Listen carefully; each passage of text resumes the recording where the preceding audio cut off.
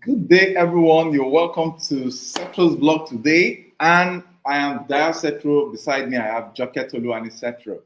Yes, you are most welcome to this live stream section today, and it's a pleasure having you around. It's time again. So today we're going to be discussing something that is very, very important and relevant at this time and age, especially for job seekers, for job applicants, and you can't just say I'm jobless now. It's all about, do you have what it takes to be employed, and that's what we're considering today. And we have some persons that will be joining us in this conversation. Uh, we are actually partnering with Deep Talent platform to bring to you guys the opportunity to work remotely across the globe, whether you're in Africa, other continents of the world, Asia, and the likes of them. You have a place in the world to employ you and offer you the position that you might not immediately have in your immediate environment. So we have Okpayemi. Okpayemi, how are you this evening? Hello, good evening, everyone. It's a great evening. I'm happy to be here. Good evening. Nice having you. Although we would like to have your camera turned on, but let's start the conversation this way. We already know that the way the economies of this world has been dissected into two is that we have the developed and the less developed or developing countries. We have the less developed countries always referred to as the what? The global south, and the developed countries of the world as the global north. When you talk about the global north, you are actually referring to the countries like the United States of America, the UK, Canada, Australia, and the likes of them. Whenever you want to talk about the less developed economies of the world, that is when you begin to talk about the continent.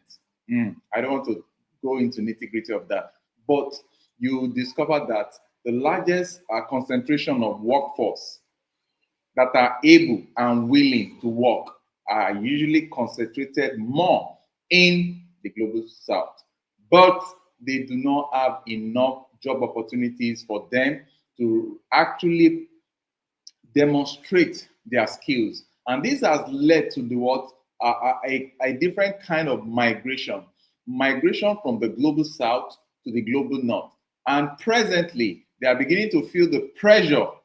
Yeah, the global north is beginning to feel the pressure of this massive exodus of youth, either from the continent of Africa, from the Philippines, from other parts of the world, into the global north.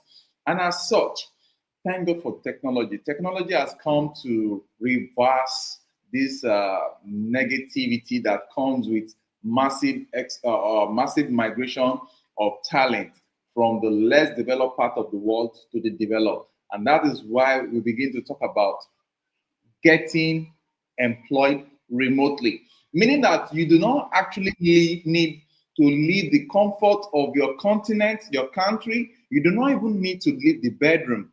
All you just need to have is what? Some simple devices that can connect you to the world and your experience in whatever skill that you have gone to upgrade yourself in, either in the first walls of the school or technical skills that might not actually need the four walls of the school, but ability to what? To work remotely on technical matters. Now, the question is, are people really prepared? Are they really are they really well equipped to perform these tasks globally? That is what we're going to be discussing today. And I have Okpayemi. Okpayemi is back here. Okay, so the question is very, very simple. What are the IRAs in the global north? What are they looking for? That's why we come up with the topic, what global IRAs are looking for in remote job applicants.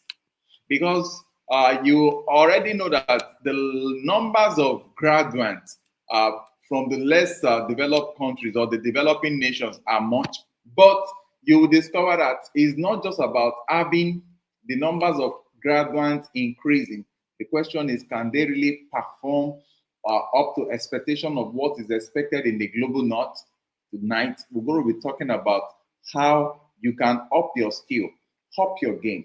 If you are part of those that are seeking for employment in the global south, but if you are a resident in the global south and you are looking for employment, remote employment in the global north, there are certain things that you need to pay attention to. Yeah. Now, okay, companies are hiring for remote roles, but the question is that a lot of them ends up rejecting almost about 90 to 95% of those applicants that are coming from the global south. Why? The reason is because of certain factors that we want to be discussing today. Over to you, Joketolu. Okay, and I think one of such factors is that hirers in the global north, they seek proof, as in proof of your skill over claim of your skill. So you're not going to write in your CV, or you're not going to be claiming, I'm an excellent project manager. So they want to see the claim. They want to see, okay, I led a team of 18 across 4 countries or 4 continents, and we're able to achieve our project result in about 95% uptime, the time delivery line, and a project of 5.5 billion or 5 million US dollars was executed. With, they want figures, they want proof. They just don't want you to say. So that's one major thing. You know, right here in Africa, people can do CVs. I'm proactive. I'm an excellent communicator. I'm a go-getter. They'll tell you all the things, but they don't have proof to show. So one thing, IRAs, if you have to work in the global north, they want to see proof of your skills. They just don't want to see the claims. I think that's the number one thing. And there are still so many others as we go on today. Okay. Ibrahim, what would you have to add to this? Oh, okay. From my end, I think basically what the Global North IRAs, what they look out for basically is someone with the technical know-how. So you don't just bamboos and write a lot of stories English in your CV or your resume. Just like Madam Cetro said, she said it all. Okay, you should be able to state it there, like, oh, 2024, I handled the project XYZ, and along the line, we experienced some challenges, and this is what we're able to achieve. You know, you give reasons for someone to believe that, oh, this person has the experience, not just on the paper. You know, another thing I think, I think might be a challenge again is, do you have what it takes to work remotely? I think I'm having some market. Okay, you can continue. Yeah. So another thing is, some of the things they might want to consider is, are you capable to work remotely? If this person, if you engage this person, can this person have a quiet environment to work diligently and provide full support to the necessary team he or she needs to provide support for? So these two are what I see as some of the challenges IRAs might actually face, or what they might consider as a concern for them before they pick up an IRA, a talent, please. Okay. Thank you so very much, Okwemi. Thank you so very much, Okwemi. What you are saying is actually a very, very good one. But let's start from this point. Before anybody starts delving much into who you are, what you have to offer, if it's possible for you to deliver, to fill the role that they are, that they are recruiting for, the first impression that always lasts to determine whether they are going to dump your application or move forward with you is your CV. I've seen a lot of funny CV across the globe. In short, I have sat down morning to night reading through lots of resumes and as an HR consultant, and I'm like, if this lady has spent 10, 15 years. Yes, I'm talking of people with experience, 10, 15 years, and this is the best that they can use to present themselves globally. Nobody will take you serious. We all know that CV is not the benchmark, it's not the total benchmark of your performance. But what opens the door? The first thing that opens the door is your CV, the presentation, The expectation of the IRS is that for someone that has spent up to 10, 15 years, even from 5, 7 years, you are considered as someone that has experience, as a talent with enough experience that they should expect more from. But when you now present such a level of experience with just a single pager of a resume, That's what we see. I'm like, Are you for real? do you mean that 10 years of your life, all the best you can just give to an IR that wants to fill a space, wants to fill a particular role in an no, let me come up with hands-on experience.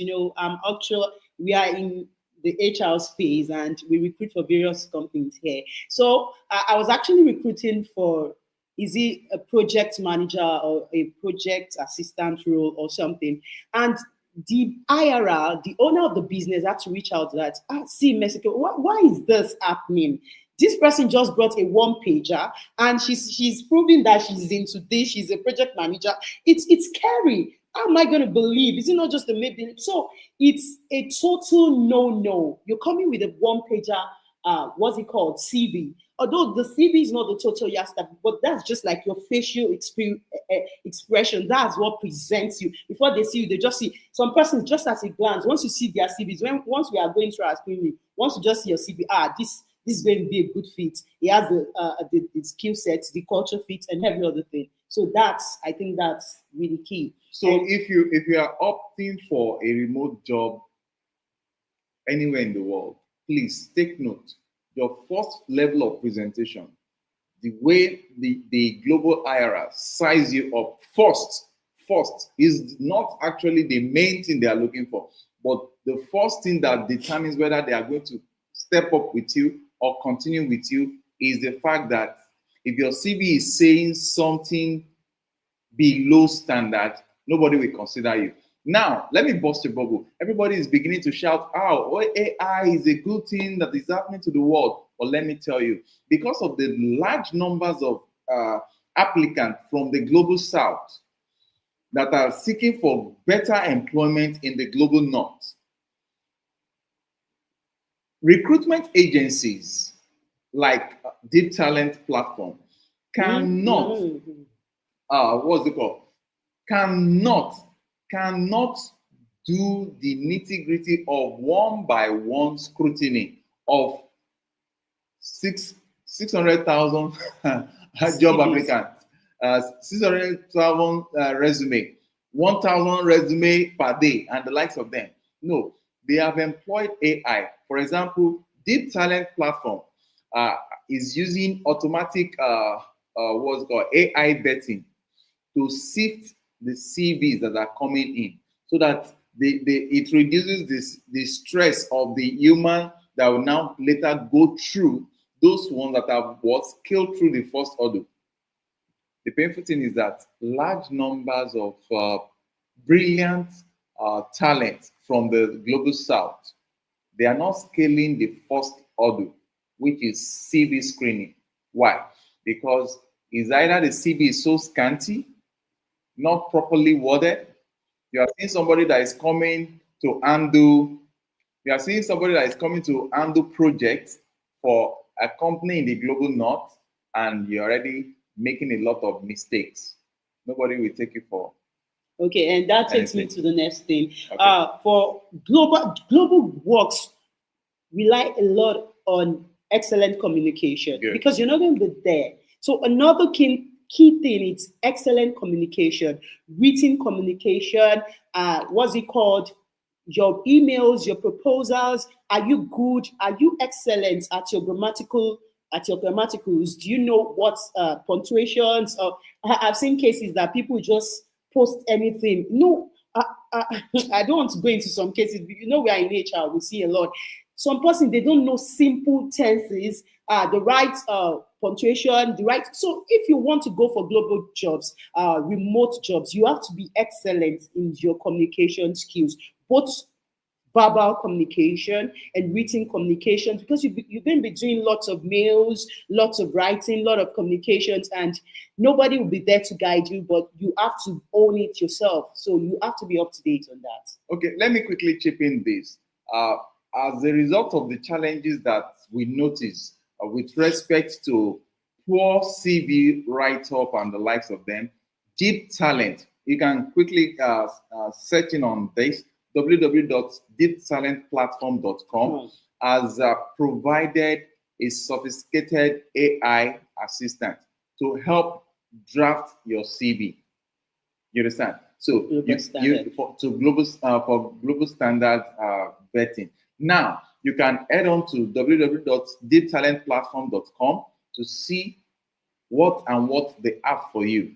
Okay. And Deep Talent Platform, it's not like just a job for Deep Talent Platform. It's a workforce, as in it's a cross-border talent platform. It's not just a recruitment platform. It's an holistic platform that does a lot for you as a talent and as an hirer. So it's a place you have to visit. Just log on to www.deeptalentplatform.com and you're going to. It's a safe place to be. It's a must place to be for job applicants and for hirers. So just go there. I think it's on. Okay, I think we have Emmanuel on board now. Emmanuel, how are you today? Fine, sir. Good evening, sir. Good evening, Ma. It's really nice to be in the studio with you guys. Okay. What has been your experience from funny CVs that people throw to the global community? Oh, when first of all, you can say from the format. I think from the format is the first one. There are some CVs that from the moment you open them, even if the person is eventually going to write something sensible, from the moment you open it and you see the structure, it's just a throw off. It's like, no, this person doesn't their work isn't arranged like someone that is that talent that an organization will be willing to hire. Another common issue is spelling errors. Some don't. I think a common one is that we don't know what you did from your past organizations on your CVs. It's just like, oh, I was this and that. I was this and that. Okay, how were you beneficial? How are you beneficial to this organization? Why should we now hire you? There's nothing. Just say, oh, I was this at this place. I was that at this place. It doesn't tell. There's nothing really telling about. Okay, these are my capabilities as a person of this proficiency. I think that's another common one. Some missing contact details. Okay, I've gotten your CV. Your work is good. No phone number. No email. Nothing. No way to reach you. How am I? You've used your own hands to shoot yourself. So these are just some of the few common ones that we see. There are other much more technical, but these are the common ones. Spelling errors, missing information, contradicting information. You hear the email address that is there is not the email address I'm using, or the phone number is not even going. So no way to reach at all. That's the word that is always surfacing. When you need to contact them, the phone number is not going. It's never going to. And these are just some of the common ones. Have you experienced this particular one? Anybody that is working in HR space, this is resonate. You see someone is applying for a job simply because they've seen certain amount of dollars, thousands of dollars that are there, and they have done their calculations in their local currency, and they discover that, wow, this is. Emmanuel, can you mute? I think I'm getting feedback from you. Okay, good. So, so many of them, they've seen this and they are trying to apply it, not because they are competent, but because of the monetary value that is involved. Lo and behold, you begin to see funny computation of age. Someone is saying they have spent 10 years, and by the time you do your calculation, you discover that this guy finished university, concluded his university education at the age of 9. So you begin to wonder, where is the place of integrity amidst applicants that are seeking to work remotely? So those are part of the challenges that are easily noticed by AI, and they are filtered out immediately. So what will help anybody that is coming from the from the global south to get placed easily? Number one, your integrity must not be in doubt. So please take good note of this. Okay, another thing is ownership mentality. So let me throw more light on this. When you're working remotely, you are the boss of yourself. You don't have managers to monitor you. So many people do write it in their CV. I'm able to work without supervision.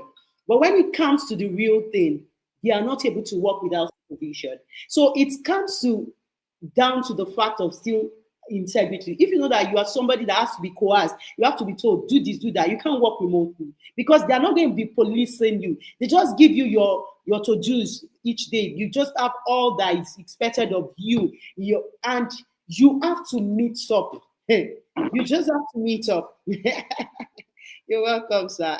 So you just have to meet up with all you have to do. So nobody is going to come. You just have to say, okay, I'm the owner of this business. How much do I intend to make today? What's going to be my profit, my loss? How will I mitigate my loss? How will I maximize my profit? You do it as if it's your own. That's only when you can work remotely. But if you have this I don't care attitude, I'm not at work, I can't kill myself, Jerry, like most Gen Zs. It's not, no. You can't work remotely because you have to really be hard on yourself. Even when no one is watching you, you know that the invisible cameras are watching you and you want to give it your best because you are the owner. So another thing is ownership mentality. Know you're the owner of that job, especially that role you're given. Give it all your best. Give it all it takes so that you get the best of outcome and you'll be able to go further to the next level. I think that's so important. Okay, that's a good one. Ibrahim, what's your take on this?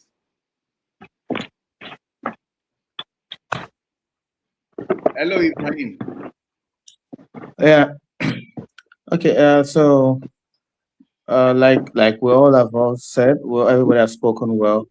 Because sincerely, we have different set of persons.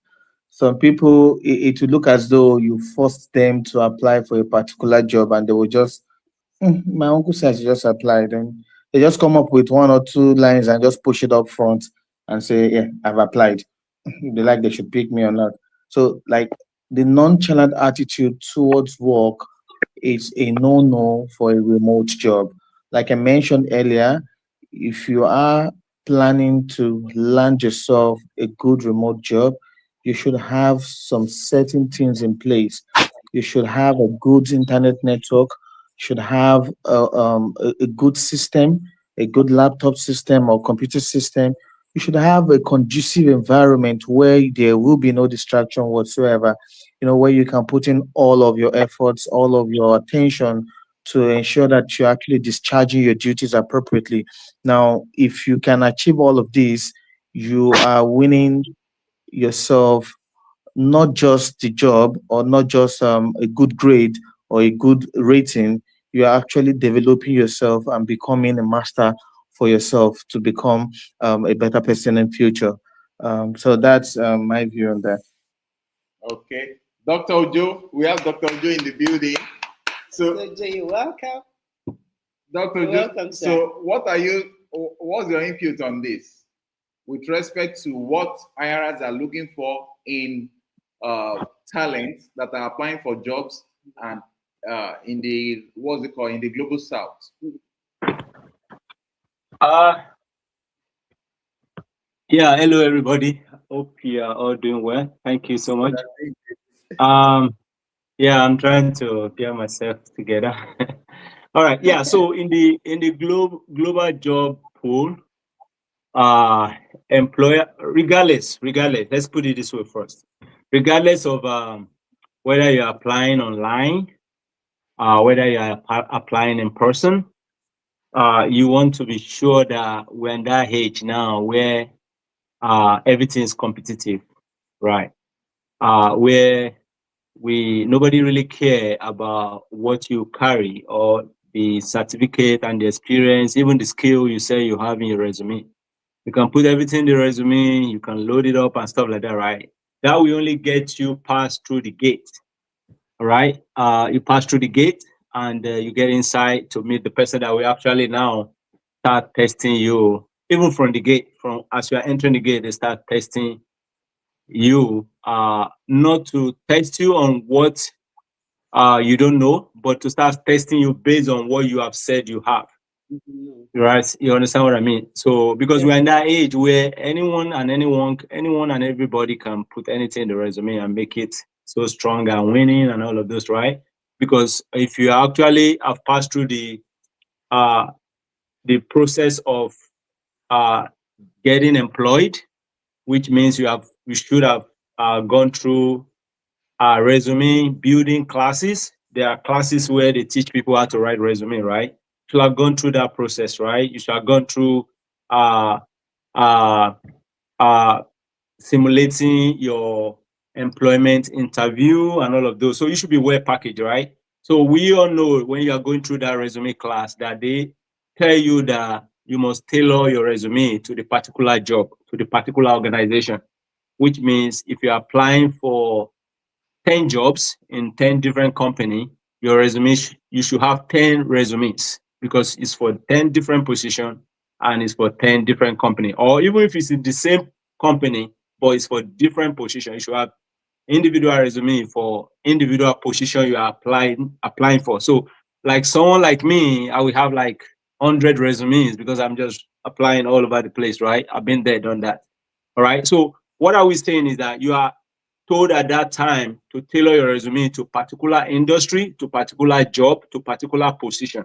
So as an employer, for example, myself as an employer, I already know you already have your resume loaded up. So as you are entering the gates, coming for that interview, because your resume has gone through the first stage, and the second stage is for you to be interviewed. So as you are entering through the gate, that's when we start testing you based on what you say, you know, what you've written in your resume. We start testing you. All right. If you say you are good with time management, we start testing you to see when did you get to the gate, right? Because you should be in front of me, or you should be in the waiting area at least 10 minutes to the time, right? That's it. If you're not there 10 minutes to the time, you're already late. So when you're entering the gate, we know because we want to see when you get to the gate. You have to be at the gate by 30 minutes because you don't know where you're going, and then. So what am I saying in essence? That we are looking for people that not only communicate that they have skills, but can prove, can practicalize, can demonstrate that skill. All right. Okay. For example, many years ago, many years ago, when I finished my graduate school, finished my master's at that time, and I was applying to jobs. I was applying to every job and any job in the United States. I was even applying for citizens job. I didn't even care whether it's citizens job or not. I was like, this position, I'm good at it. I'm applying. County job, citizens job that they will never give to anybody. It's only citizens. Even the citizen, they will still look at what category do you fall under, that kind of a thing, right? So I applied for one job in one county, and they told me, yeah, come for the interview. I went to the interview.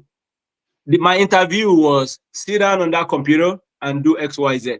You say you know how to use Excel. You say you know how to use PowerPoint. You say you know how to do in your resume. Okay, sit down there and do that.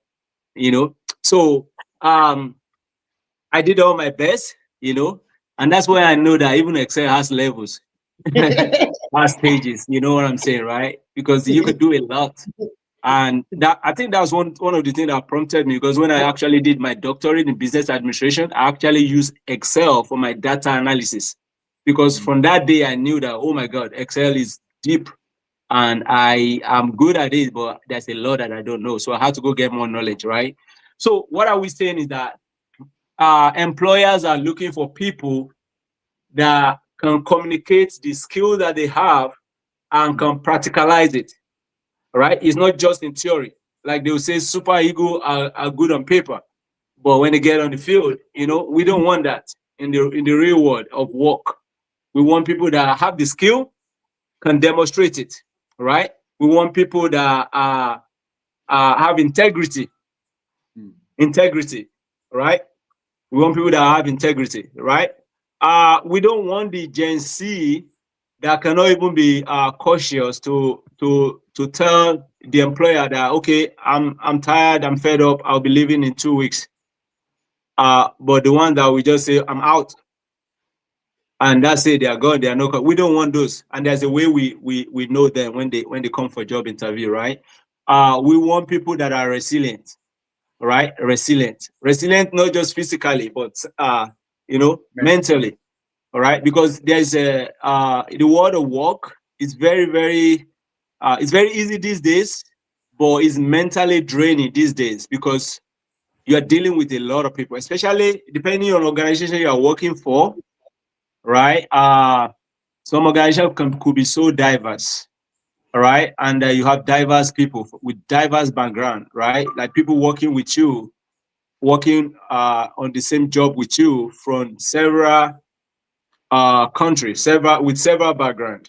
So and then they're asking you communication, the way they reason, the way they, you have to, it's a lot. It's draining mentally. So if you are not resilient, you're gonna quit because you're gonna think they don't like you or whatever. But it's like that's their background. They are coming from they are bringing their perspective. You have to bring yours, and then you have to be able to collaborate, right? You have to be able to agree and disagree without getting into conflict, right? So it requires a lot of resilience, right? Mental resilience. So, and emotional intelligence is another one, all right? Good. Emotional intelligence is very key to working in any organization right now, whether it's in person, working in an organization, or working remotely in an organization. Emotional intelligence. People getting fired these days because they don't have emotional intelligence, because you only take one complaint. In some organization, you only take one complaint, and you don't have, there's no time for you to explain yourself. You know how you thought this, you know how you think that, you know how this happened at home, you know how you had some issue, you know how your laptop didn't work, all those kind of things. Yeah, they are genuine and legit, right? But some organizations just don't have time for that. So from day one, can you get along with everybody? Do they like you from the very minute they see you? Do they like you? Yes or no? And then it determines if you are in or out. And even if you get hired and they think they like you because you kind of put on how you put on clothes and look good when you're going for employment. So you put on the smiling face when you're doing the interview, you put everything on your brain, you answer all the questions and everything. But in real life, a little pressure make you go crazy, make you lose your temper, make you lose your cool, that's going to come out on the job. And then they don't have time for you to fix that. So they're ready to kick you out right there, right? So it's important to get on board with all the skill, right? Get the skill, be able to prove it, right? Be able to communicate it, right? Be able to demonstrate it, right? Have emotional intelligence and be resilient. I'll leave the rest to Cetros to continue. Wow, you really did a nice job there. And why this is very interesting that we have to listen to you is because you are not residing in the global south, you are residing in the global north, and based on you are an employer of labor, you are exposed to some of the best employers of labor there in the United States of America, and it's worth listening to you. I want to believe that you still have more in your arsenal to deliver to us this evening. But let me quickly chip in this. A lot of talent from the global south are always flouting part of the point you mentioned there, which is delivering excuses. A lot of people, a lot of talent from the global south wants to work for the global north, but they have failed to recognize that the hirers in the global north are not ready to listen to stories. They are not ready to listen to excuses because they do not hire you to come and give them excuses. Oh, my laptop is faulty. Oh, there is no electricity in the house. They don't understand that. Some of those kind of complaints are strange to them because they expect you that you you are the one that actually apply for this job, they expect you to be so responsible to your what? To your task, in the sense that you ensure that everything that will make you comfortable to deliver the set goal is there. So I'm in traffic. I came back late. Oh, there is no electricity. All those flimsy excuses. Oh, maybe there is I'm having malaria, this and that. They don't want to listen to all of this, and that has been creating a lot of challenges for employers in the global north, seeing that some talent from the global south are filled with excuses and the like. So they want to see that whoever they are going to employ is not going to be coming with baggages. Okay, to step forward, we have Mr. Josh in the building. Josh is the founder and CEO of Deep Talent Platform, and as such, is filled with experience. Is also residing in the global north, and with his experiences when it comes to recruitment and the likes in the global north, we want to be tapping in today.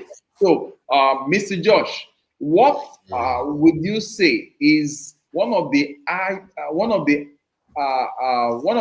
topmost kickoff when employers discover such in these applicants that are coming from the global south to work for them in the global north remotely? Good evening, depending on good evening, good morning, and good afternoon. It's my pleasure to be here. Okay, I want you to reframe the question again. Are you saying what are the hirer from the global north? What are they looking for from the applicant? Yes. From the global south? What are they looking for in the as qualities in the life of the talent that are applying from the global south to work with them, and what are the things that piss them off when they discover in the character or attitude of those coming from the global south? Okay, yeah. I think I missed the contribution of Dr. Ojo, but we are here. I think the underlying factor is about trust. The number one factor is trust. Whether a hirer from the global south or global north or the applicant is from whichever way you are coming from, the underlying point is I want trust. Yes, trust to be established. That's the starting point. And let's start from the position of, okay, even within the so-called global south, the hirer is global south, the job applicant or the employee or the employer and all that. Number one, they want profitability, right? Your attitude, your contribution, and all that. Now, when we now move to the employer is in the global, is in the Western world, while the employee is in the global south, like Harare or South Africa and all that. From my own experience, let's even say out of 10 staff that have engaged from the global south, the percentage is around 40, 60. Let me put it that way. It's quite unfortunate, because you find out that the culture in fact, that is the whole essence of why that dichotomy is there. This one is global north, that one is global south. It's because of some of those. It's because some of those differences are there in the first place. They are there in the first place. You find out that when it comes to issue of trust, it is high in the global north, while in the global south is low. When it comes to infrastructure, when it comes to even attitude to work, I'm trying to address it holistically rather than just going direct. Because when you find out that, well, like I've experienced the two, you find out that the people's culture, employee culture to work in our in the south, global south, to productivity is low. Meanwhile, here it is high. They expect you to come early, no late coming. Unfortunately, back in the global south, people take things with levity. They come late to work. They take things with levity. Yeah, even the attitude to work is poor. I know it's improving. It's actually improving. So, as an employer from the global north, they want productivity. They increase the bottom line. They want quality attitude. They want coming to work promptly. They want issue of trust to be reduced to BRS minimum. So when you want to mention it like that, those are the, yeah, I think I was discussing with someone about 2 days ago, and the person was sharing with me that where he is working in North London, I think there are about 30 of them, because of the system they have put in place. And a whole lot of employees in that company, they happen to come from the global south, like Philippines, like Indians, and all that. You now realize that even the most efficient employee, they are the ones that are still, you know, they are good, they are very in terms of performance, but because they still like coming late. Do you understand what I'm saying? They are good, they can perform. This is a discussion about in the last 48 hours. They are good, they can do the job, but because of some of those attitude, like you go to the toilet, you stay there for more than 20-25 minutes, right? Hello, can you hear me? Very well. Yeah, that you heard. There are some you are taking pictures, you are posting it on Instagram, or you are taking pictures, others are there. You know, some of those attitude, it does not resonate with employer. Yeah, but when we are now narrowing that to specific, maybe saying remote job, because the explanation that I just explained now, that's not remote job, right? So in the for remote job, whichever way, they still want you to get to your desk. If it is 8 o'clock, let it be 8 o'clock. If they give you your target, you know, meet your target. Then they want the issue of trust, you know, to a reasonable height. And it's just like those basic things. Keep your work, let you work the work. Do you understand? When you say you want to do this, do it. Yeah, those are the basic things I know will still continue in this engagement. Thank you, guys. Thank you so very much, sir.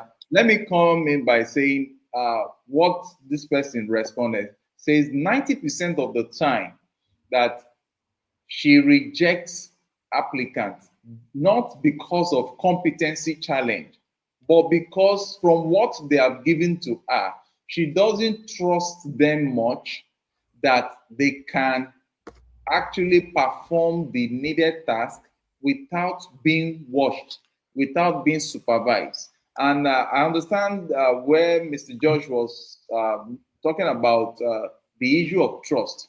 Majority of the IRAs in the global north, they have this issue of trust with respect to, if I hire you, will I now need to be running around to ensure that you do what you are expected to do without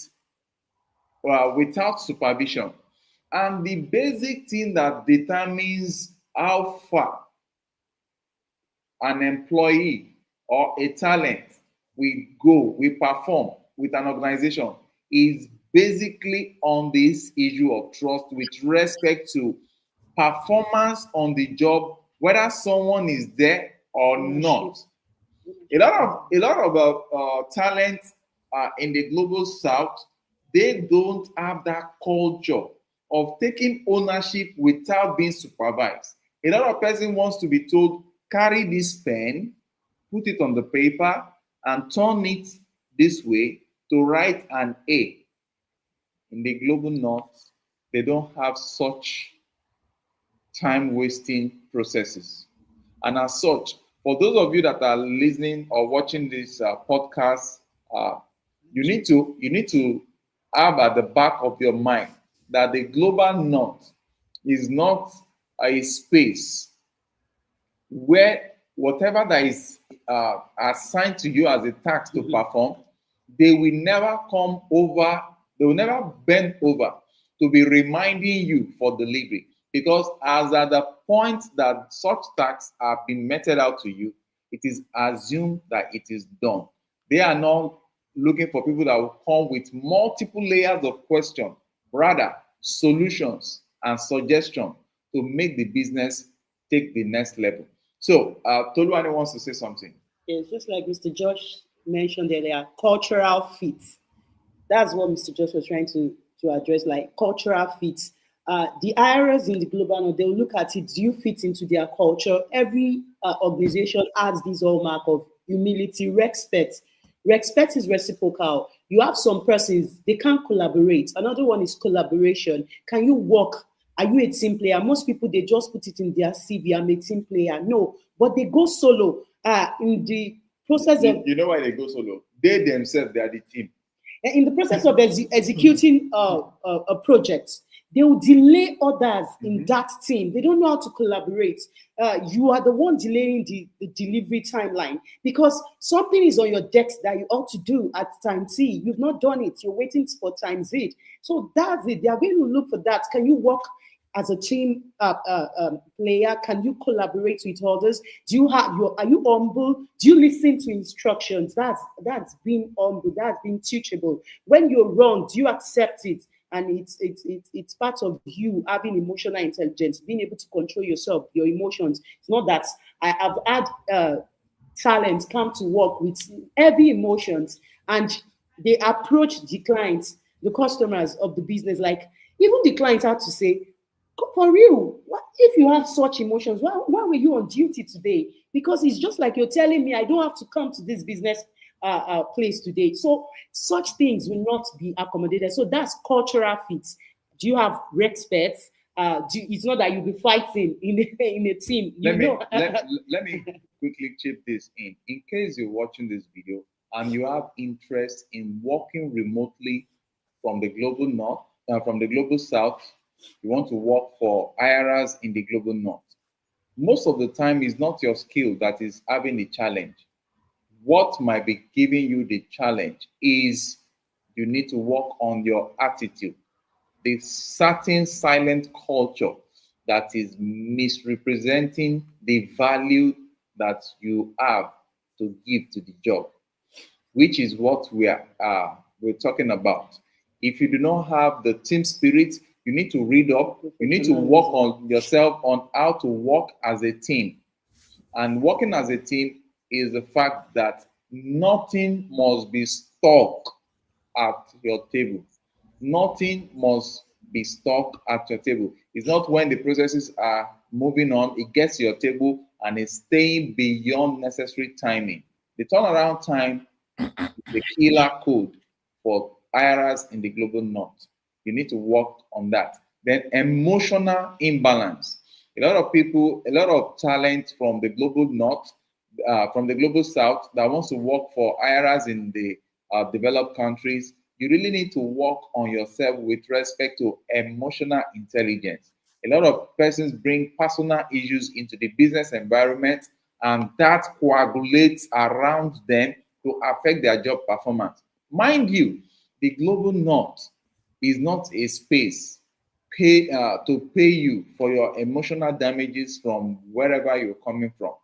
All they need is value addition, because they are exchanging something for something. They are exchanging monetary reward for your ability to really perform your task and that well. Now, with that being said, we need to now ask ourselves, what are the numerous ways we can help these talents from the global south so that they can actually portray themselves properly and position themselves properly for the for the job opportunities available in the global north. So I want Dr. Ojo to answer that question. Can you repeat that question again, please? Okay. What will be our likely advice to talent in the global south with respect to what they need to do to improve themselves so that they can offer their quality? Because majority of them, they are very, very talented, but it's all this cultural misfits that is going to be a challenge, or that is a challenge to a whole lot of them. So what level of advice do we have for them? Yeah, so first thing I want to say is that everyone and anyone that wants to succeed in anything must have a mentor in that area, period. All right. So I know that the world or a lot of people will kind of tell us go get degree, get certification, be certified, be a chartered accountant, be a project manager, have a PMP certification and stuff like that, right? Have a license as a doctor, as all those are great. Be an IT specialist, have a CCNA, Cisco Certified Network Associate, or CCNP, and all of those. I've been there, done that, right? Those are great, right? But I think above all, what you need most, or what you need first, is to have a mentor in that particular career or that field that you want to go into. If you want to succeed, you must have a mentor in that area. So after you have gotten a mentor, then you can now start talking about gathering the skills, because your mentor is going to guide you, right? He's going to tell you what skill to focus on, what certification to go focus on, what they're actually looking for, right? For someone like me that have a resume that is up to like 15 pages, I still have to squeeze it, and I need to narrow it down to 2 pages. You can imagine how serious that is, right? And the employer they don't really care about that 15 pages resume. Not that they don't care, but that's yours, right? That's mine. What they want is the output, is productivity, it's value. What they want is collaboration. It's someone that get along with everybody, right? It's someone that the moment you show up, everybody is lighted up. Not when you show up, everybody is like going to the toilet and bathroom, and like, you just don't have that positive vibe. When you have that energy, everything is energy, right? When you show up, can somebody feel your energy and be like, yeah, this is where I want to be.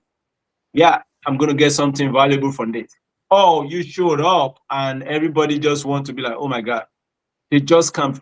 And believe you me, it's not until you speak, it's not until you be in a place for 5 minutes or 10 minutes or 10 days. Between the first 30 minutes, you will communicate with your energy, even if you don't speak, even though you don't have opportunity to speak.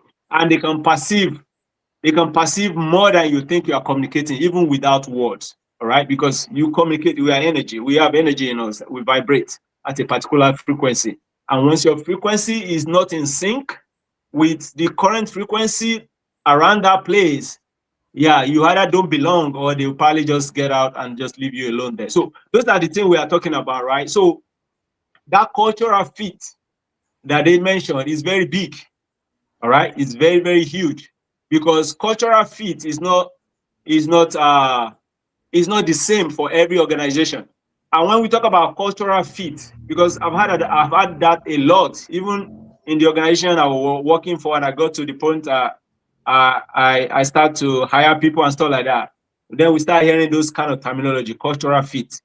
When you are unemployed and you ask, because you are authorized to ask if you are not employed after the interview, and they tell you that sorry, we don't hire you, you have the authority to ask, like, what did I do and stuff like that. And if they tell you that it's cultural fit, you need to know what does that actually mean for that organization, which will be different from another organization, the same context.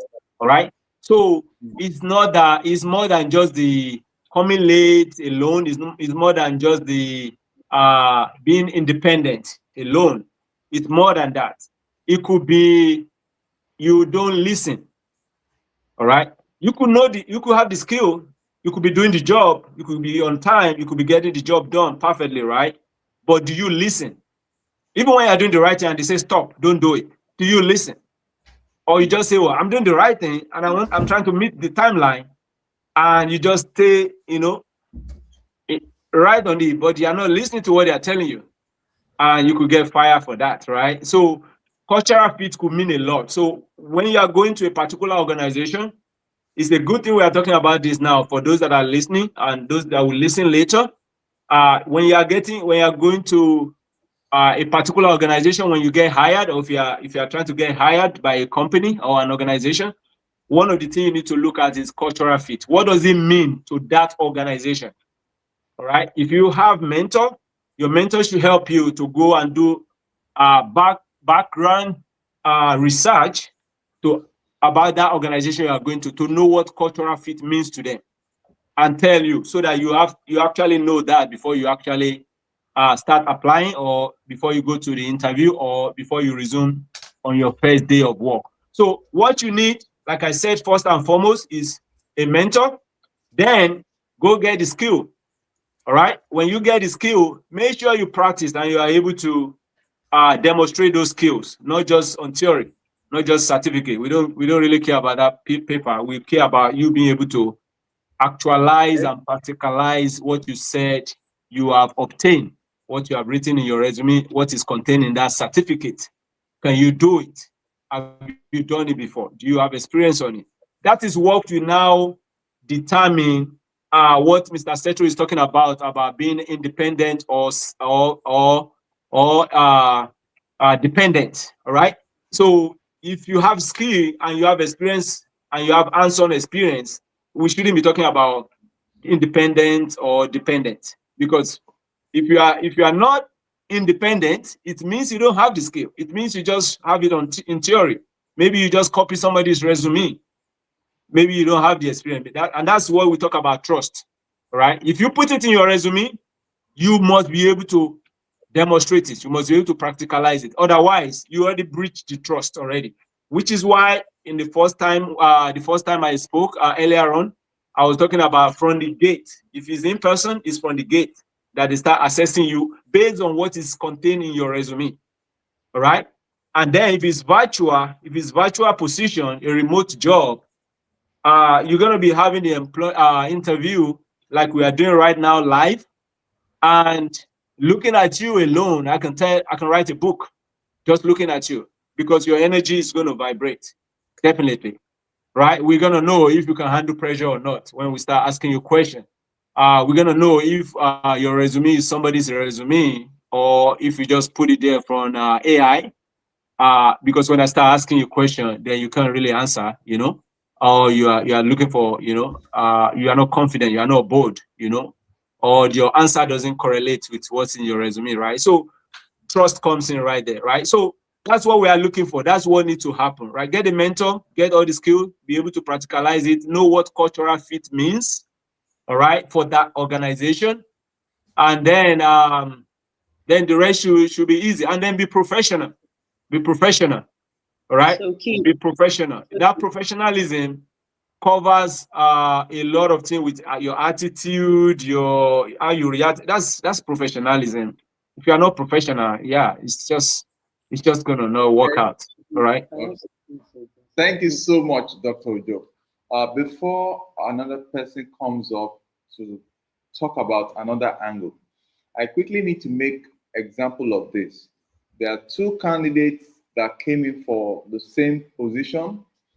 Let's say candidate A and candidate B. During the interview process, candidate A was very fluent. All the answers were top notch and they were sounding as if they were coming from some world class renowned textbooks and it was just fitting in.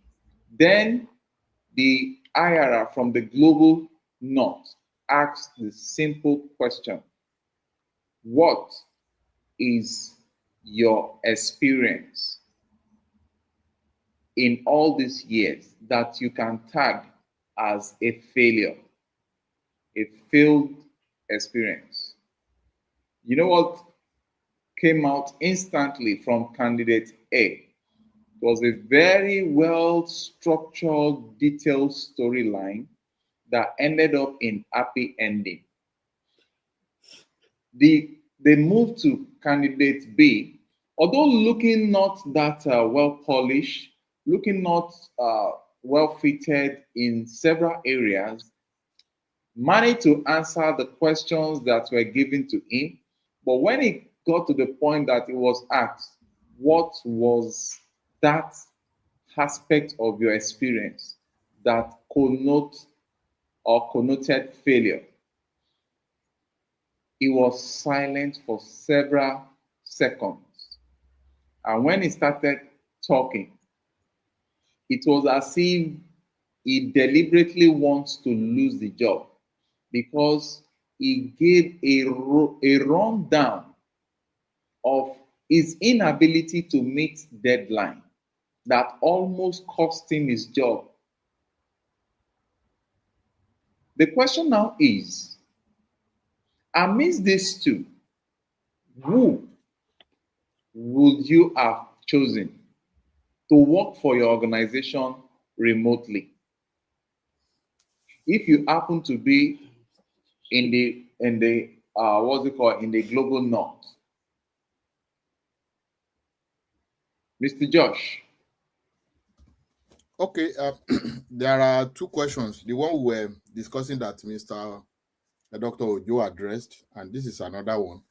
But you want us to address this one you have just stated, right? I want you to address this. Yeah. Yeah. Basically, this is how I look at it. If you ask every champion, irrespective of the field of endeavor, they will tell you they have failed in the past. Yes, they will tell you they have failed and how they come back. And for the first applicant that mentioned how he failed and he bounced back, obviously is the way to go to me, right? The other applicant that was saying, okay, almost missed deadline and all that, missing deadline and how your experience of failure and how you bounce back does not correlate. If I will probably go for it's not probably, based on the way you just put the scenario, I will go for the first applicant. Let me answer that. Meanwhile, I still need to say one or two things regarding your first question. Thank you. Okay. You come to that. Dr. Ojo, who will you go for as an IRA in the United States of America? So, thank you so much. You said the first candidate responded. The question was, what was the experience that can be harmed or that can communicate failure in the past? And the first candidate gave a storyline of what their failed experience was with a happy ending. But the second candidate gave response that just communicates all kind of negativity and all the stuff that didn't go well about them, but is that all they communicated? They didn't say anything that they learned from that? He communicated that part is this. He communicated what happened, that his own scenario almost cost him his job, and he learned from it. He enumerated what he learned from it. That's candidate B, right? Yes, candidate B. All right, great. All right, so I will hire candidate B. You know why? So that question always comes from most job interview in the global north. At least to my knowledge, I think that kind of question always comes. So the number one is that when they are asking you such a negative question like that, they are not asking you that question directly for you to answer. You know, there's what we call connotative and denotative or answer, right? They're not asking you directly that what did you do that is a failure, right? Even though they're asking you directly, but that's not what their intent, all right? Because there's nobody that has not failed before. In fact, failure is the roadmap to success, all right? If you read what's his name that created electricity, Albert Einstein, right? All of them, they have made mistakes. Faraday and all of those, right? Even Steve Jobs made a lot of mistakes. He's not immediately. Even Elon Musk, go and ask him. He will tell you how many times he slept under his desk and stay overnight working, slept under his desk and continue once the day break, right? That's how he came about creating that mobile home that he's selling, because he was living under the desk for many years to be able to continue working immediately. So he's always there before all the employee arrive. So you can't say you didn't come late because he didn't go anywhere. He was right there, right? Anyway, that's just by the way. So everybody has failed before. Dr. Joe has failed before, right?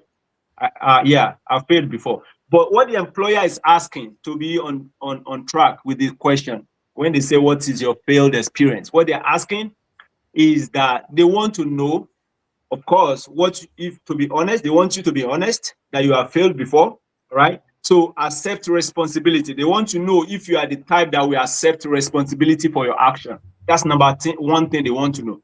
If you said you've never failed before and you just gave a fantastic story of your success only, I begin to suspect you. You become a suspect for me as an employer, because I'm like, oh, you've never failed before. You must be God. You know?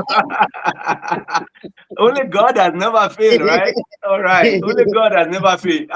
Maybe we don't know, but because it's God, we cannot see his failure, right? Even his failure is like a magic to us. It's like a miracle, right?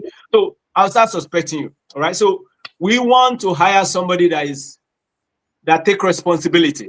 All right. In my mentorship class, that's one of the things I mentor my mentee. Responsibility. That's what leadership is all about. Responsibility. Did you fail? Did you own up to it? Did you accept? All right, great. Then the next thing is not just that you accept your responsibility. What have you learned from that?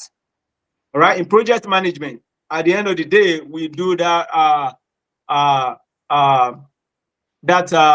stand up retrospective meeting, right? What did you learn? What was the lesson learned? What did we learn? How can we improve, right? Yes. So we want to know if you learn anything, right?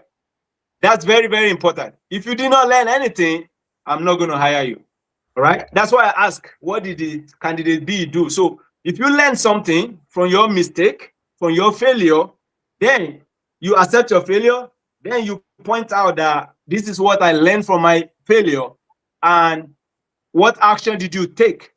Have you take action to improve on that failure? All right. So if you communicate that you've learned this and this, and this is how you have improved, or this is the action plan. Watch my word, action plan to improve on that failure, so that failure does not occur again. All right. If you can communicate that to me, you're already winning my heart already. You're already getting close to what's it called? 80%, 90%. All right. So then the other thing is that we want to know, once you have the action plan and you can communicate it. Yeah, I mean, you're already getting to close to 90. I think you're already at 90 because you are already good, right? So that is why I'm going to pick candidate B, because candidate B talk about all the failure, right? But he talk about the lesson he learned, all right? But another thing is that you didn't tell me if he demonstrates action plan to improve or if he has actually improved. So I need to know if he does that, if he has done that. If he's doing that, then I will hire him. But if he just communicate that, accept his responsibility, communicate the lesson learned, I will still hire him if that's the only two options I have, because the candidate A only gave good story that with a happy ending. I don't think he accepted responsibility. I don't think he tell me anything that he learned from that. You know, it just make me feel good. I don't want to feel good. I want a result. All right. If I want to feel good, I know what to do to feel good. So just give me what you are going to do to solve the problem. What's your emotional intelligence? Demonstrate that. How do you handle the problem? What have you learned? What will you do next time? Thank you so much, Dr. Joe. Okay, going forward, once you hear me say, okay, you know, I'm telling you to round up. Okay. All right, just give me the time. If you want me to speak for 1 minute, just say 1 minute. I know how to keep the time. Now, Emmanuel, what's your take on this? Who will you hire? Emmanuel? Yes, I can. I'm here. Okay, So can you hear me? What will you hire? Candidate A or B? 1 minute. Okay, I think first of all, with every I've been privileged to be around founders a lot, and I say one thing that they always look forward is to the continuity, the long-term feasibility of the organization. So whoever you're hiring is not a task, it's not somebody to just do tasks. It's somebody that, you know, okay, is this person going to be favorable for the long term for this organization as we scale? Why am I bringing this up? Because when you want to hire someone and you hear, okay, when they bring out their problem solving skills like that, you'll be able to know, okay, this person has potential for, you know, for long-term feasibility of the organization. So I would pick candidate B mostly because there's the desire to improve, the desire to work on themselves, and, you know, there's a path forward. They made provisions for a path forward, an action plan forward. They are looking ahead. They are honest. We've been talking about integrity a lot. That shows is a good show of integrity. That yes, I have made mistakes. This was my mistake, but this was how I'm trying to overcome it. This is my plan towards making sure it never happens again. So candidates B. Okay, thank you very much. I love that aspect of honesty, integrity is a key word. So if you're watching this live stream and you want or you intend working globally, remotely, please do note that one of the outstanding traits that hirers in the global north are looking for is integrity, trust. Can they trust you? Do you have integrity? Can they rely on your word? Does your A means B and your B means nothing? Okay, Ibrahim, what's your take on this? Who will you pick? Candidate A or candidate B? Okay. Based on the scenario you painted, first of all, the candidate A, you didn't give full narration of his response or a response, but you said he gave a good a long story or an interesting story and with a happy ending. However, the candidate B gave followed with a star approach. So interestingly, hirers they tend to want to test or weigh the intelligence of an employee by asking this question. Yeah, when they ask you what is your strength, they know you want to sell yourself very well. Now, them asking the question, what is your weakness? What is that particular task you did or that project, and how did it go through that you failed or that you know? So the candidate B actually, based on your narration or your scenario, he or she stated the situation, the task, the action that took place there and the result or the take home, which is, and at this point, I took home that going forward, I should have done this better. I should have, taken note of the time frame, or deliver the job at the appropriate time, and you know, all of these attributes shows that he or she, or the candidate B rather, paid attention or was cautious about that situation, that moment. Like, wow, this is a big mess up for me. I need to tidy it up. I need to do it better next time. I don't have to make this thing repeat itself. So I think I will go with I'm not thinking. I said I will go with candidate B because candidate B actually follow through with the star approach, and that is a yes for any hirer. Except otherwise, candidate B just said that for saying sake. Sometimes we all know these things, and we just try to showcase them during interviews only, and not in the real life sense. Okay. Okay. Thank you very much, everyone that has responded with respect to this question. Shockingly, this particular scenario happened, and candidate B was selected. And when further probing was done, that why will you employ someone that is not even as fluent, as intelligent as the first candidate? The first candidate was more fluent, more intelligent, smooth talker. He has done his research and all those stuff. And even while I was talking, I mentioned the fact that some of his responses were like coming straight from international textbooks. Whereas you now ended up picking someone that was not as presentable as the first candidate, but based on his record of failure, whose presentation was even damaging to him. Like, why will you be revealing all this about yourself, to the point that is connoting that you might not have the capacity to deliver on time because he failed to meet deadline?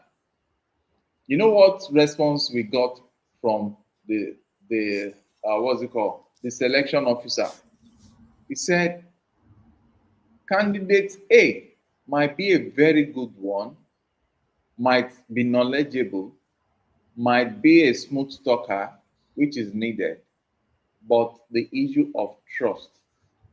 Candidate B was not talking like somebody that prepared himself for such questions, but he gave a genuine story of his defect and how he learnt it in a hard way, and what he is going to do, or what he has been doing to ensure that such never occurred. That remote job, we are saying this for all those that are following us online globally. Remote jobs are solely hanging on the percentage of trust that can be delivered into your hands. They want you to do their job without being around you. The geographical location is so wide that they cannot even come closer to monitor what you are doing. And it is expected that your delivery does not need time-to-time monitoring. So it is always vital that we have this at the back of our palm, that it is more than intelligence. It is all about integrity. It is all about honesty.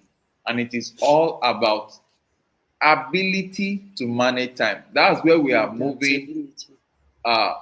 That's where we are moving to now. Time. Mr. Josh, how do you guys in the global north value time management in selecting candidates, in selecting talent to pick up roles in the organization? Yeah,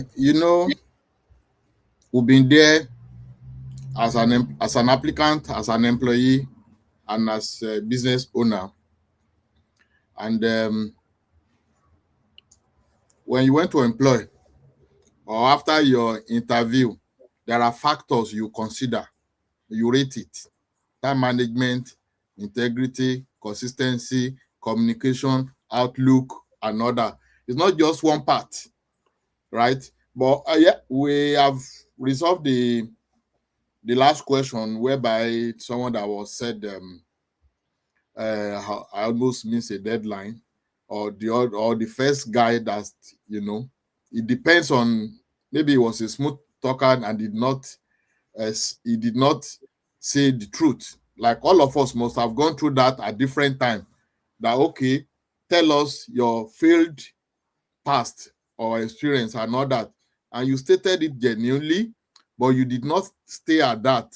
You now profile solution, what you did, and now the story, how the experience, you overcome it and you are able to solve the problem. Because that's all of us in this room, I want to believe, at one time or the other, we must have faced that question. Did you say the truth? And it's possible you say the truth, but you didn't go further how you address it. Like the first guy that said, okay, he almost missed, it's true. But it's true, right? But what did you do that made you not to miss your deadline? Because what I'm trying to say is that, okay, this is the issue. Maybe that a customer called, but what did you do that, transform the negative experience to a happy ending? That's one. So when it comes to selection, there are lot of factors that you consider. Now we are looking at time management. Whoever that cannot manage his time cannot manage anything. That's how they see it here. If you cannot manage your time, you cannot manage yourself. You cannot manage your money. You cannot even manage your energy, which is the most important thing. That's the truth. And here, in fact, they don't, Dr. Joe will confirm this.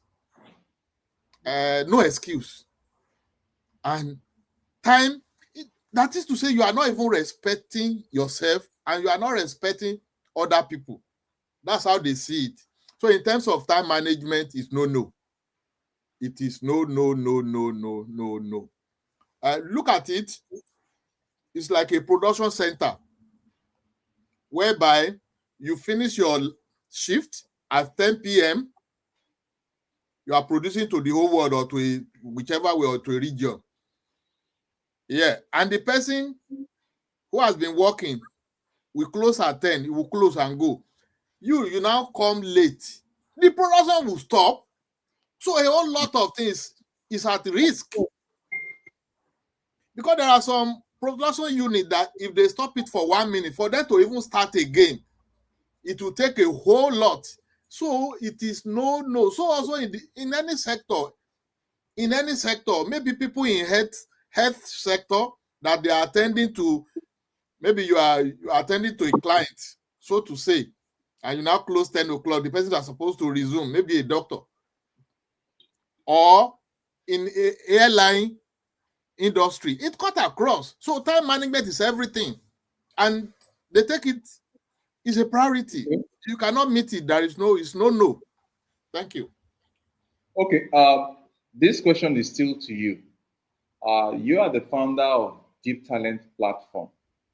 So, in what have you put in place in selecting candidates that will not come with this kind of negative baggages when time for placement into numerous jobs in the UK and the US comes up? Okay, thank you very much. Fantastic question. That's the truth. And it's just like a plain devil's advocate. I'm just trying to be funny because you know what we have done. We have Deep Talent Academy web, right? And it's even we are not even going to stop at just an online academy. We're trying to even have it like a university. And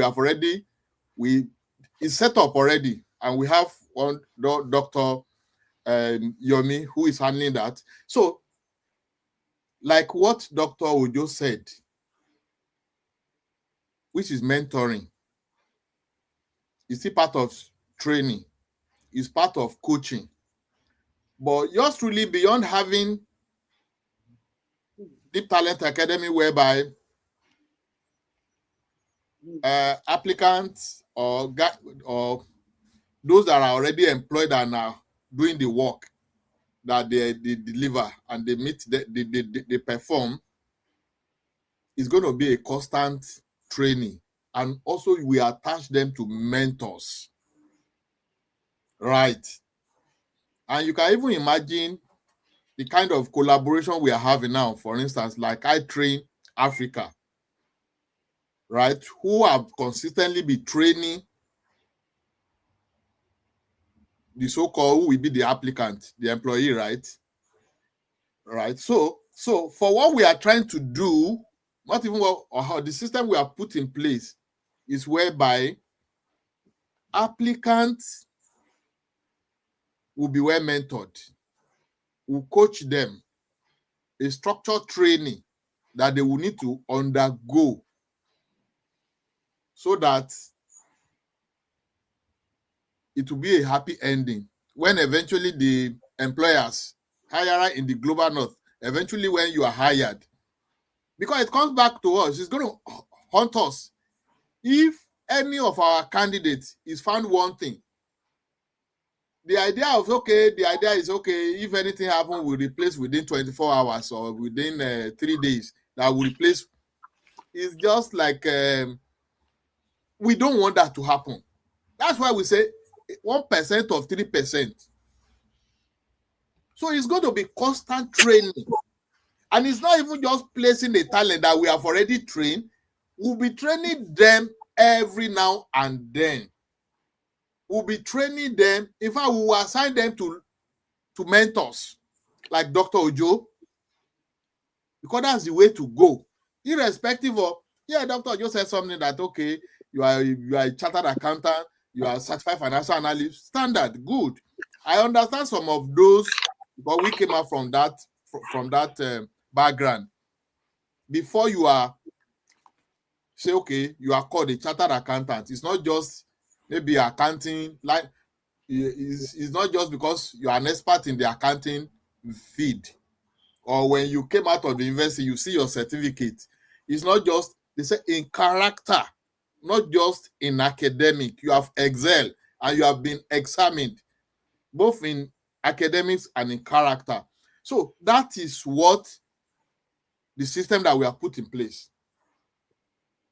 We have Deep Talent Academy, where employee will be training them and retraining them, will satisfy them and resatisfy them, will assign them to coaches who will coach them depending on your area, right? That is what we want to do. In my previous, in one of the banks that I work, which you know, Sterling Bank, in fact, what they were doing, they set aside how many, we call them a S-gap, if you remember, Setro, S-gap. Yes, very well. Yeah, it's not just, they were training them and training them very rigorously. They now assign them to specific staff, senior staff that have excelled, that have all the virtues that they need, right? They now assign them to ED this, to head of this, who have proven themselves over the years. So these are the similar structure to make sure that they become a better person. Let me tell you this. Yeah, you are an excellent staff, you are this, you deliver consistently, the talent you are given, you scatter it every now and then. Yeah, it's great. Your contribution to the bottom line is very exceptional. But who are you becoming in the process? It's also very key. Who are you becoming in the process? So the idea is, okay, you perform, you do this, but a coach will not just, okay, saying you excel. Beyond that, you are better, you are improved, and you are well tailored, you are well structured for that what you are doing. Like I don't know what you guys have discussed before I join you guys, because there are basic things that the global north hirer are actually looking for beyond trust and other. The starting point, you know, when you come to technical and digital proficiency, I don't know whether you have discussed around that. Yes, I You was see, going to say that. No. yes, that's, you know, in fact, that's number one thing. I know that is not number one, but it's very critical. But maybe you cannot even handle Asana, you cannot handle Steam, you cannot handle the Zoom and all that. It will piss people, no matter how intellectual your level of intellectual sagacity. But the basic technical this thing, you can't put it together. That's good. It's no matter what you, whether if you have if you have integrity, and the first thing you cannot even put basic digital thing together, you are like a beautiful woman in the dark now. So of course, and you are winking, who will see you? So that's the thing. So that digital proficiency is very important. That's that's part of our training to make sure that people basic digital operations you are able to deliver. You can adjust yourself. What do you have is very very important. Another one that Mr. Josh is the advocate for is AI literacy. Yeah. So are you going to use AI to increase your productivity? Do you know the extent to which you use AI? Do you check what AI is giving to you? Because AI has limitations. So it can improve your productivity. Then do you automate repetitive tasks? So it's not that you have tasks that AI can just do for you. You are still doing that. No. So that's what IRS are looking for. Your ability to be able to put some tasks on just AI that will just take over repetitive tasks for you. But AI asks questions.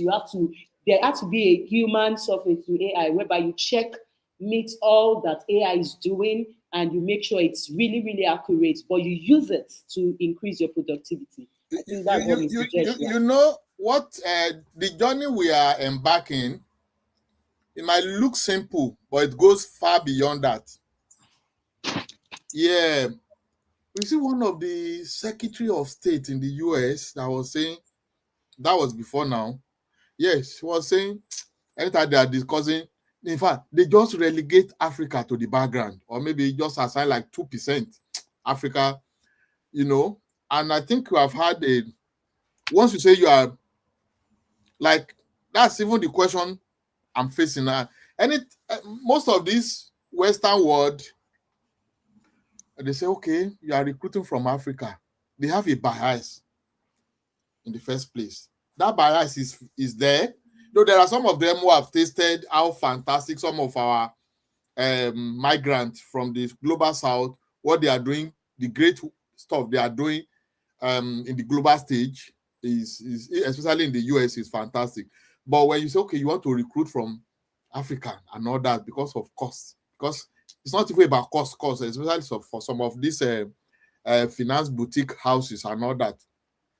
Once they hear Africa, the first thing is they have that biased mind that would they be able to perform ahead beyond performance?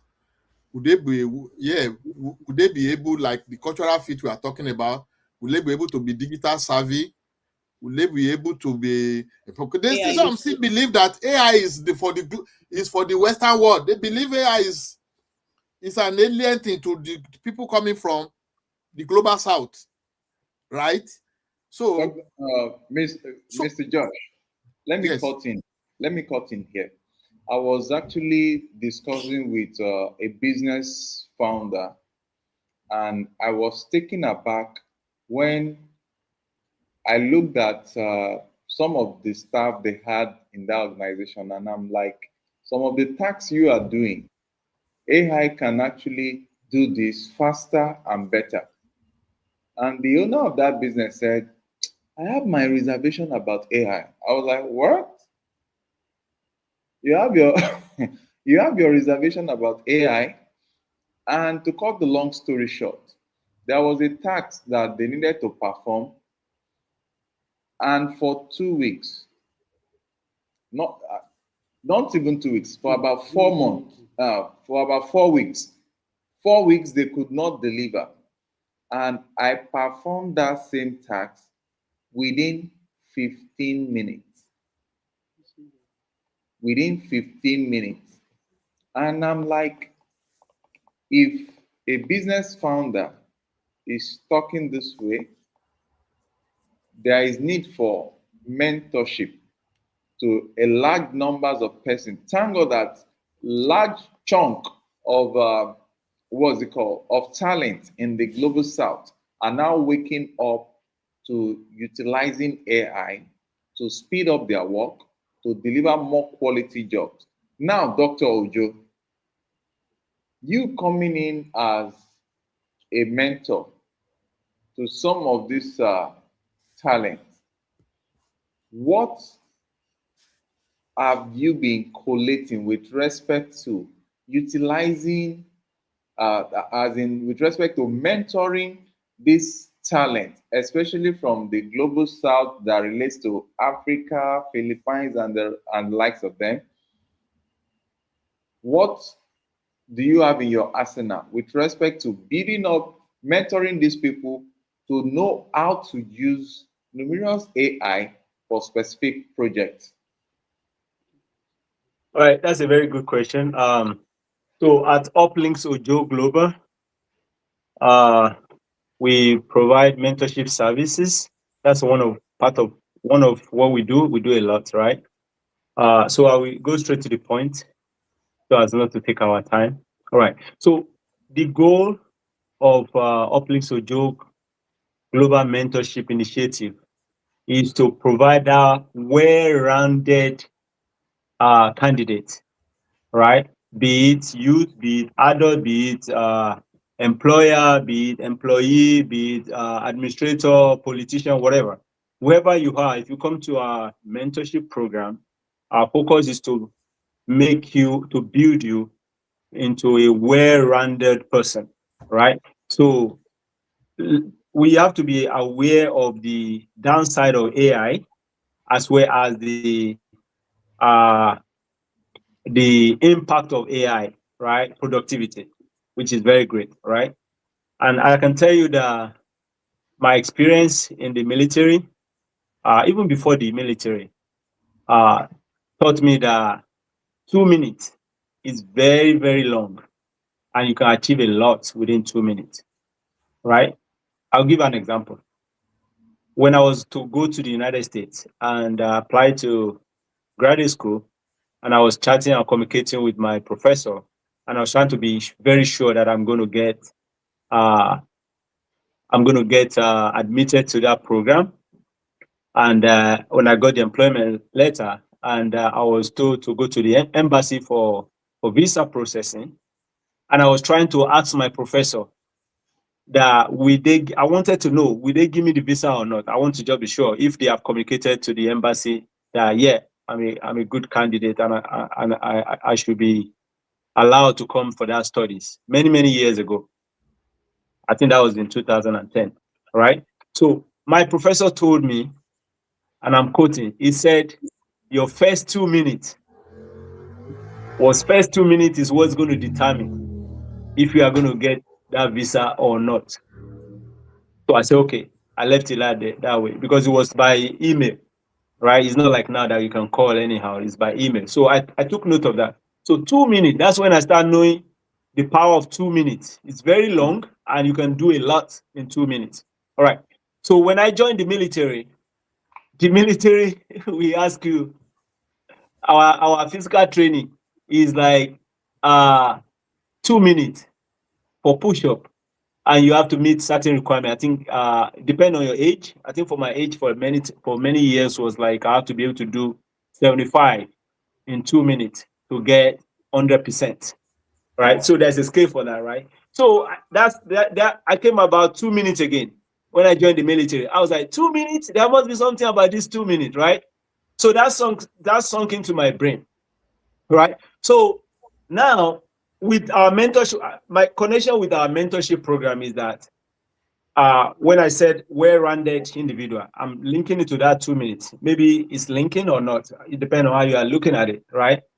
But that's my perspective, because if we just focus on one direction narrowly, it's not good. That's kind of what that person is saying, that Mr. Sestro shared the experience that they are like, oh, I have my bias about AI, and then they struggle. And what they're supposed to do within how many hours? It took them many weeks and very long, and they couldn't achieve it, right? So we cannot ignore AI.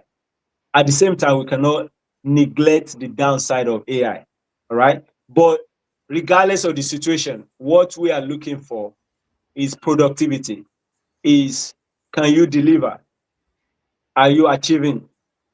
All right? Are you delivering value? All right. So Okay. we now focus our mentorship program. I know you said, okay, I'm going to wrap it up now. We now focus our mentorship program on we focus on leadership, all right, which is very broad, all right, and which everybody needs. And we also focus it on forward thinking, forward planning, emotional intelligence. We focus in we build that model on pillars that once you go through that model and you have good grasp of those pillar, understanding of those pillar of our mentorship initiative, you can fit into any organization easily and without any headache, and you can make us proud. So I think it will be a good thing for the deep talent to look at the opportunity to see maybe they can send us some of those talents. I can promise you we can help you shape them so that they can make the deep talent proud, because we have what it takes. Thank you. Okay. Thank you so very much for that. And that is to reaffirm the fact that there is going to be a meeting between yourself and the founder of Deep Talent. I will communicate that to you so that we can close in on certain dotted lines. Okay, now we've been talking about numerous aspects of what hirers in the global north are talking of. But because of our time, we just want to summarize. Can we, under 1 minute to each person now, can we tell us the aspect of communication? What are the employers in the global north looking for? Um, do I have Ibrahim here? Yeah. Okay, so get ready. You say something after Emmanuel. Emmanuel, you have the floor.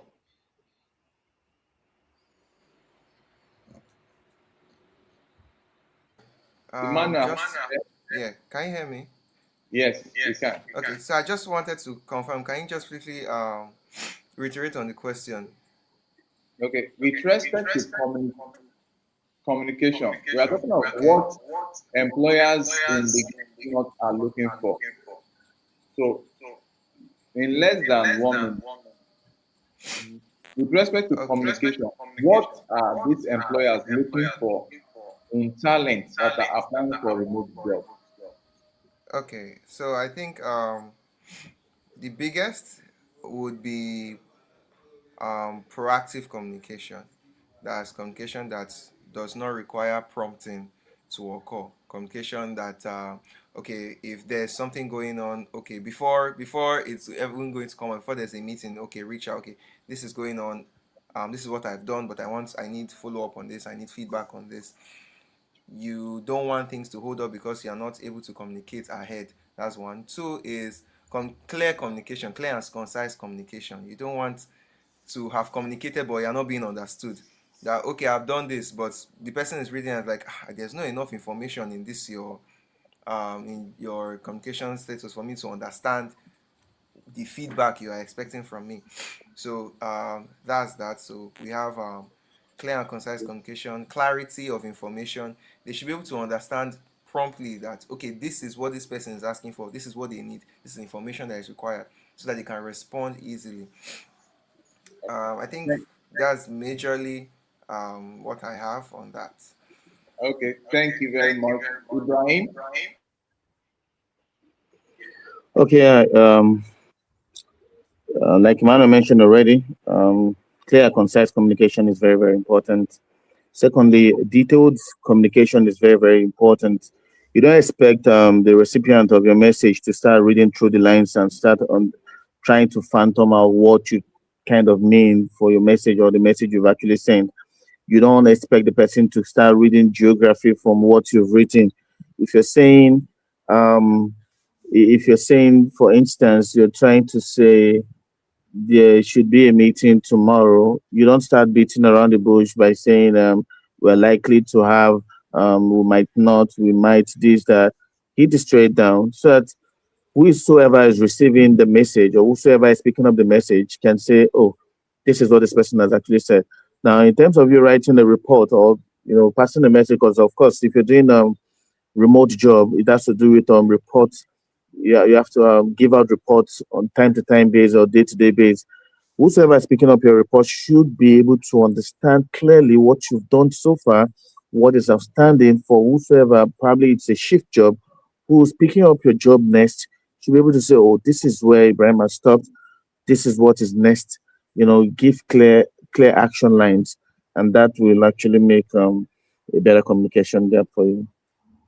Okay, thank you so very much. Now, over to Josh. 1 minute. Okay. 1 minute to do justice, but not a problem. Number one, ability to listen. You must be able to listen very well. Communication is two ways. You listen and you communicate excellently. Yeah, maybe subsequently, but when it comes to communication, it's not just the spoken words, even the signals, right? Body language. You also need to consider that. It's very, very important. Yeah, and then when you are communicating, are you communicating value? Yeah, you must, in your communication, you communicate value. But basically, ability to listen very well is even ranked highest, because if you cannot listen very well, it's not about what you say. So ability to listen very well and to communicate value and clearly. Accent is nothing. That's the truth. But clarity is number one. You can use accent and zzz, but are you communicating very clearly? Thank you, guys. Wow. Thank you so very much. Okay, Dr. Ojo, 1 minute. Okay, so for those that are here, I think there are talents that are here. So I think I want you to go on your Google or YouTube or iTunes or whatever and search for Think Fast, Talk Smart by Matt Abrams. MATT space ABRAHAMS. Is a strategic communication lecturer at Stanford Graduate School of Business. All right. So I listened to that podcast on my way to the United States from Europe. I had to listen to it 2 times. All right, because it was very, very impactful. You talk about communication and why it is important. All right. Think we said someone. And once you type it on Google, it will bring it out. Just say think fast, talk smart. Think Fast, Talk Smart podcast by Matt Abrams. Yes. Matt Abrams. He's going to bring it out once you put that there, right? All right. So you talk about that, right? So when you talk about communication, the first thing you must first focus on, right, is ability to connect. All right. I know that even before I listened to that podcast, but that podcast go deeper into other things. That's why I'm recommending it. All right. So connect. No matter what you are saying, no matter how valuable it is, no matter how the other person is listening, if you don't connect, you are just, I don't want to say wasting time, but it's not communication. All right. You have to connect. All right. Because when you connect, and that connection is not just physical, it's like, it's more of I don't want to say spiritual, but whatever. You have to connect for them to get what you are saying. All right. And then when you connect and they get what you are saying, then, and if you now communicate value, then it will make sense and it go a long way. All right. So concise, clear, two-way, and they must be able to understand what you are saying, because what you are saying can have multiple meanings and they depend on their perspective and their background. So you have to make sure your communication is such that when you communicate, you do you can ask questions and stuff like that to make sure it's what you are saying that they are hearing, and the meaning that you give what you are saying, it is their meaning. They could hear what you are saying, they can say it back. But what about the meaning? Is the meaning you are giving to your communication, is it the same meaning that they have? Is the value that you are communicating, is it the same value that they also grasp, or it means something different to them? So thank you. Okay, thank you so very much. Lastly, we want everyone to use 30 seconds now to talk about problem-solving ability and accountability. That's where we end the show today. Problem-solving ability and accountability. So I think Emmanuel, you go first. What employers in the global north are looking for with respect to problem-solving ability and accountability? Thank you. Your 30 seconds starts now. Okay, so for one, I think the idea of a business is that there is a problem and a business stands in to solve that problem. So a business is generally a problem-solving venture. You cannot come into an organization of that regard and then not have the necessary skills to operate in that organization in that regard. So problem solving in the sense that things always come up from the management to the employees, that's from the employer to the employees, and from the employees to the clients and other factors, maybe like shareholders, stakeholders, investors, and all. There will be constant communication, and because of that, there will be constant clashes of interest, conflicts of interest. The ability to manage all this properly, to find the right response, the right actions to take, to communicate these problems effectively and find the right actions to take is a very important skill. I think even in project management, it's a very important skill. Even this is where your discretion also matters as well, to be able to research, look through all your options. Okay, based on the vision of this organization, based on the principles, based on the culture, this is the best decision to take. This is the problem, this is the best decision we can take. And the output will be something that will be agreed upon by management because of the amount of research that has been done to come to that conclusion. So that's what I have to say on that. Okay, thank you. Now over to Josh. Okay, problems in 30 seconds. Yeah, Emmanuel, you spend like 4 minutes, but it's fine. Okay, but it's fine. Yeah. The truth of the matter is that before you are employed, there's a problem. There's a problem, and they want you to come and solve the problem. And you must be a problem solver. You must have that trait, because before you can solve problem, you cannot give what you don't have. In terms of solving problem, maybe it's a profit problem, maybe it's a whatever. For a particular role or a company, there's a problem that they want you to come and address before they employ you. So it is expected you must be a person of problems. You have that problem solving capacity for you to be able to solve that problem. And in terms of accountability, if you're not accountable, you can't solve any problem. You need to be accountable. That is the truth. Thank you, guys. Wow, that's brilliant. That's you see what we're talking about. That's from Wharton. That's from Wharton and what's the other school? Harvard. You can only get that from Wharton and Harvard Business School. Josh happens to be an alumni of Harvard and Wharton Business School. So he's really giving us the punchline tonight. And I want to believe that if you are coming across this live stream maybe now or up to now, I will implore us to settle down and look at some of these points that have been highlighted with respect to what employers in the global north are looking forward to seeing during the selection process for those of you that want to work remotely. Okay, we'll just end it up with Dr. Ojo, your contribution with respect to those two factors in 30 seconds? Yes. All right. So when you give me such a question, I give me 30 seconds. All right. I will do my best. In Nigeria, they say how now, as how now. All right. Okay. So I'm going to time myself because I need to actually start. So, okay. All right. So number one, employee. What are you looking for? There's a reason why you're seeking the employment, right? You want money, you want career fulfillment, satisfaction, growth, pay, fair compensation, and all of those. Great. So you must know that, right? Two, employer also has what they are looking for.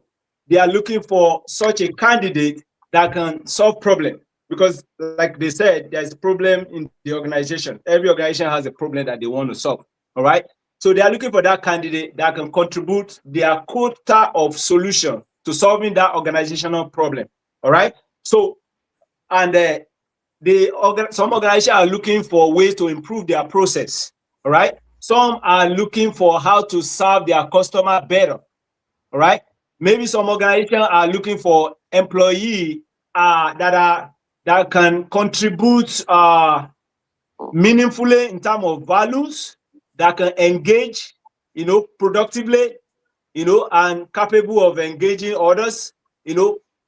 Maybe some organizations could be looking at for employee that maybe can help them attain productivity.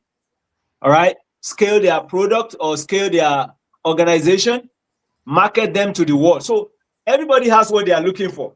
All right. So you must know what you are looking for and also know what the employer is looking for.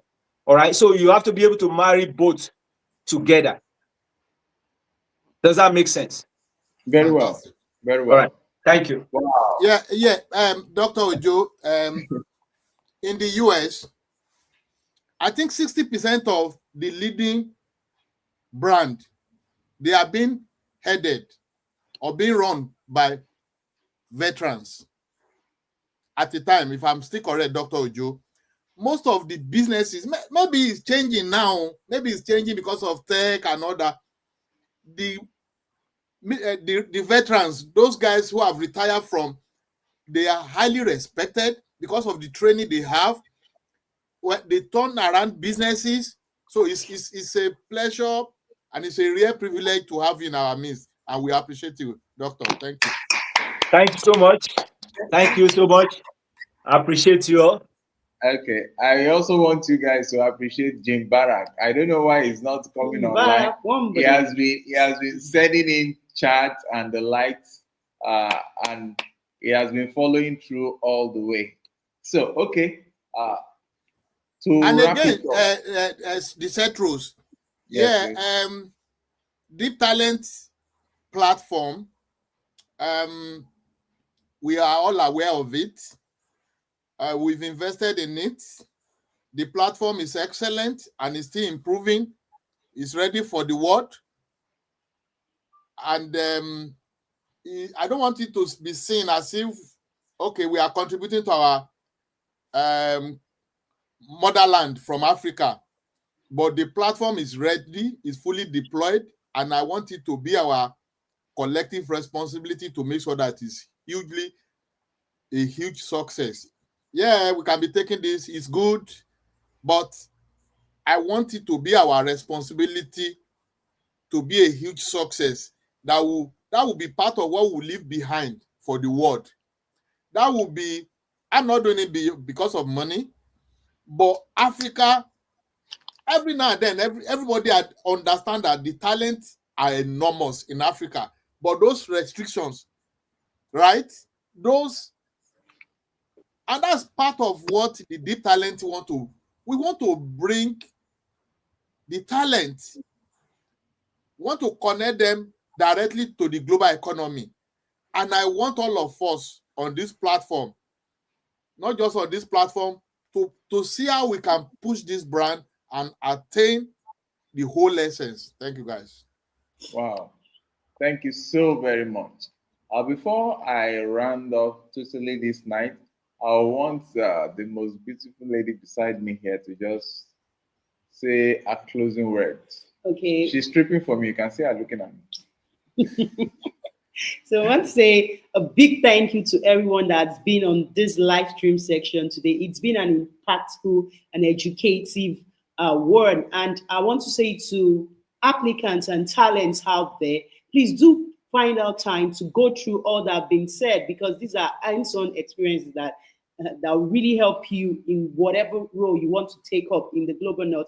And do take out time to visit www.deeptalentplatform.com, either as an IRA or as a talent. We've got you covered. All that you need to succeed is right there on that platform, and so many things that it's a total human capital infrastructure that's on that platform. So please do make our time to log on to www.deeptalentplatform.com.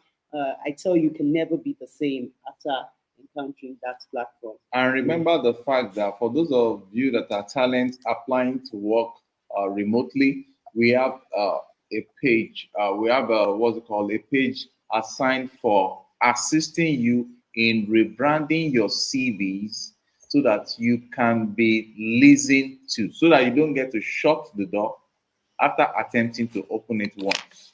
So reach out to us. We'll guide you on that, and so many other assistance that we are rendering on that platform. Reach out to us, and we'll get you totally well informed. Now, by way of conclusion, we ended up with these two factors that IRAs are looking forward to in talent that are applying for remote jobs from the global south. And as such, we are talking about accountability and problem solving. Problem solving comes with accountability. If you are coming in, you want to work remotely, you must have at the back of your mind that you are coming to solve a problem. And if you are coming to solve a problem, you must own that problem so that you can be able to provide solutions to that problem.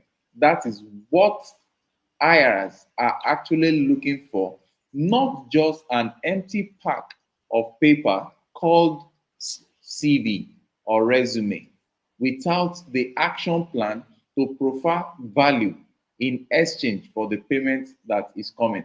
Because I need to address this, because large numbers of talent from the global south, they kept on flocking the airwaves with their CVs. But when it comes to actually solving the challenge that you are applying for in terms of role, over 90% of them are not actually ready.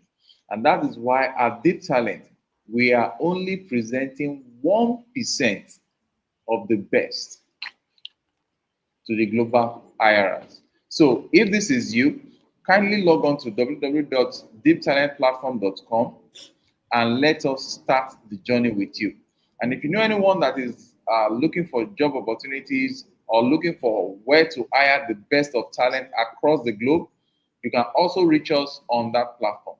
We have both for IRS and for companies that are looking for smart, intelligent chaps to hire across the globe. With this, we've come to the end of tonight's live stream. I want to say thank you so very much.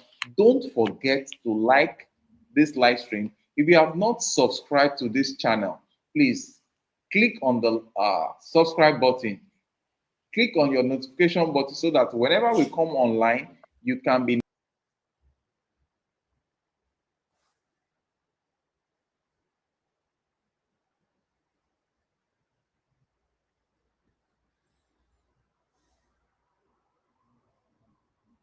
Okay, I think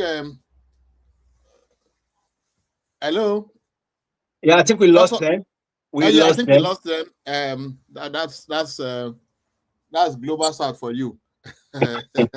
So I want to say thank you for your time and your contribution. We appreciate you. And this is where we have come to the end of the the podcast. So thank you very much. Dr. Ojo, like Setro said, he will structure a meeting whereby we'll sit down and look at possibilities. Yeah, we'll look at possibility. I think we'll talk to him so he understands your schedule, and I think we should make it happen as quickly as possible. Thank you. Ibrahim, are you there? Okay, it's myself, Dr. Ojo, and Emmanuel. Emmanuel, you are here, right? Yes, sir. Okay. So thank you very much. Good night. Thank you. All right, thank you, sir. I appreciate it, and I look forward to talking to you soon. Thank you. Thank you, All Doctor. right, bye. Bye. Yeah.